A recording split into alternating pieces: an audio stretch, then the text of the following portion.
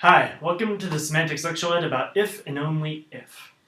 It's often a common question when we look at the characteristic functions that our denotations involve. Why do we insist that the truth conditions say if and only if? Right? So f of x equals 1 if and only if x falls and so forth.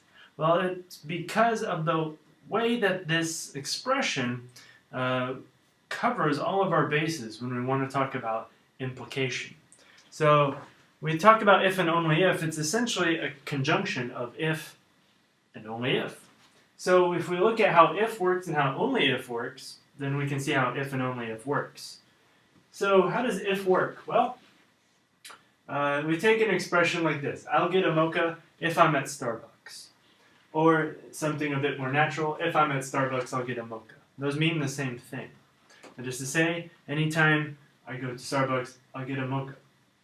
So, what does that say? This is a relationship that's called material implication, where the truth of this will entail the truth of this. So we'd say that we can formalize this as S for Starbucks, and then this arrow expresses the implication. So if S, then M, or S implies M. And when I say imply, we're using it in the logical sense to mean more or less entails. Now, this says, if I'm at Starbucks, I'll get a mocha. So it tells us something. It tells us, if I'm at Starbucks, I get a mocha. But it doesn't tell us about what happens if I'm not at Starbucks. What happens? Well, we don't know. It can go either way. Maybe I'll get one, maybe I won't. So it tells us about what happens when this condition is met, but not about when it's not met. What about only if? I'll get a mocha only if I'm at Starbucks. So this will be a different kind of relationship. So if we say, if I'm at Starbucks, all right, I will get a mocha only if I am at Starbucks. So in that case, we get a kind of a flip. That is to say, anytime I get a mocha, I'm at Starbucks.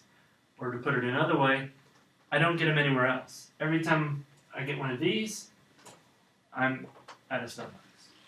So, this tells us about what happens when I'm at Starbucks? Well, not quite.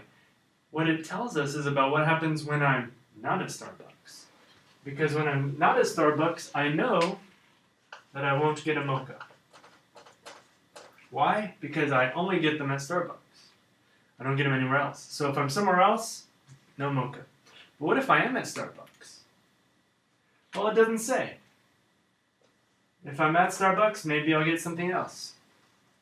So the only if will tell us what happens when we're not at Starbucks, that is to say, when this condition is not met. But it doesn't tell us about what happens when it is. Contrast that with if, which tells us what happens when it's met, but it doesn't tell us what happens when it's not. And so they both leave out information.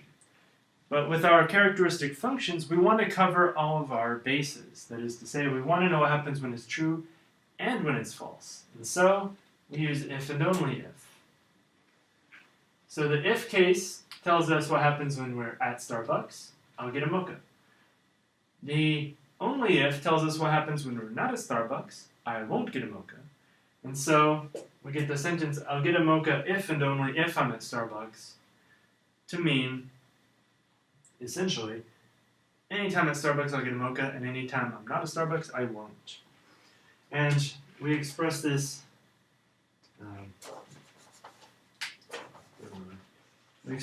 like this with an arrow that goes both ways. And this is sometimes called a biconditional. So this would be a conditional and a biconditional because it's a condition in both directions. So if and only if. So it tells us if I'm at Starbucks, I get a mocha. If I'm not at Starbucks, I don't get a mocha. So when we say something like f of x equals 1 if and only if x falls, what we're saying is that if x falls, 1. If x doesn't fall, 0. if we just left it as if f of x equals 1 if x falls, then that would tell us what happens if x falls, but not what happens if x doesn't. If we say f of x equals 1 only if x falls, we know what happens if the condition's not met, if x doesn't fall. But we don't know what happens if x falls. That's why we need if and only. If, we want to make sure that we know what happens when x falls and when x doesn't fall.